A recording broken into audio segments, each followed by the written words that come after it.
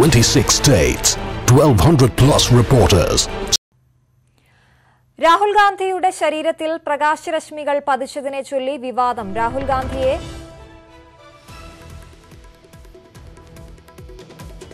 സ്പൈർ തോക്ക് ഉപയോഗിച്ച് അഭയപ്പെടുത്താൻ ശ്രമിച്ചതായി കോൺഗ്രസ് ആരോപിച്ചു. എന്നാൽ രാഹുലിന്റെ ശരീരത്തിൽ പ്രകാശരശ്മി വീണത് മൊബൈൽ ക്യാമറയിൽ നിന്നാണെന്ന് ആഭ്യന്തര മന്ത്രാലയത്തിന്റെ മറുപടി. AICC ഫോട്ടോഗ്രാഫറുടെ ഫോണിൽ നിന്നുള്ള രശ്മികളാണ് ഇവയെന്നും ആഭ്യന്തര മന്ത്രാലയം പറഞ്ഞു. കൂടുതൽ വിവരങ്ങളുമായി എം ഉണ്ണികൃഷ്ണൻ ചേരുന്നു. ഉണ്ണി, ഇത് സംബന്ധിച്ച് ഏറ്റവും പുതിയ വിവരങ്ങൾ എങ്ങനെയാണ്? കോൺഗ്രസിന്റെ ആശങ്ക പൂർണ്ണമായും തള്ളിക്കളഞ്ഞിരിക്കുകയാണ് കേന്ദ്ര ആഭ്യന്തര മന്ത്രാലയം. കേന്ദ്ര ആഭ്യന്തര മന്ത്രാലയ വക്താവ് തന്നെ പ്രസ്താവന ഇറക്കിയിരിക്കുന്നു.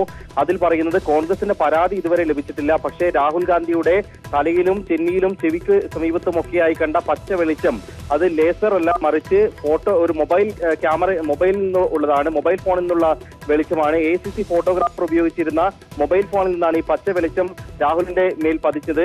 അല്ലാതെ ഇതിൽ അദ്ദേഹത്തിന് വധഭീഷണി ഉള്ളതായോ അല്ലെങ്കിൽ മറ്റെന്തെങ്കിലും സുരക്ഷാ ഭീഷണി ഉള്ളതായോ ഒന്നും സ്ഥിരീകരിക്കാൻ കഴിഞ്ഞിട്ടില്ല.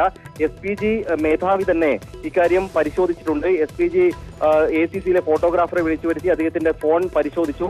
ആ ഫോണിൽ നിന്നാണ് ഈ വെളിച്ചം എന്ന കാര്യം അതിലൂടെ സ്ഥിരീകരിക്കാൻ കഴിഞ്ഞിട്ടുണ്ട്. അല്ലാതെ മറ്റു ഭീഷണികളൊന്നും ഉണ്ടായിട്ടില്ല, സുരക്ഷാ പാളിച്ചകൾ ഉണ്ടായിട്ടില്ല എന്നാണ് ആഭ്യന്തര മന്ത്രാലയ വക്താവ് തന്നെ ഔദ്യോഗികമായി പുറത്തിറക്കിയിരിക്കുന്ന പ്രസ്താവനയിൽ പറയുന്നത്.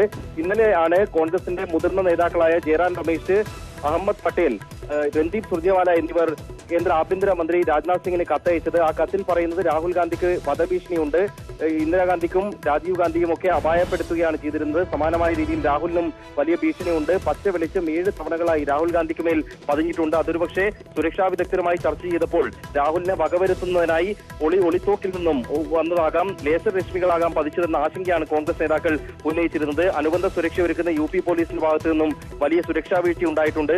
ഇതേപ്പറ്റി അന്വേഷിക്കണം, മറ്റ് സുരക്ഷാ ഭീഷണികൾ തിരഞ്ഞെടുപ്പ് പ്രചാരണത്തിനിടെ തടയണമെന്ന ആവശ്യവും ഉന്നയിച്ചിരുന്നു. ഇതിനു പിന്നാലെയാണ് ആഭ്യന്തര മന്ത്രാലയം പ്രാഥമിക പരിശോധനകൾക്ക് ശേഷം ഈ പ്രസ്താവന ഇറക്കിയിരിക്കുന്നത്. കോൺഗ്രസിന്റെ പരാതി ലഭിച്ചിട്ടില്ല എന്നും പുറത്തു വന്ന വീഡിയോ ഉപയോഗിച്ചാണ് ഈ പരിശോധന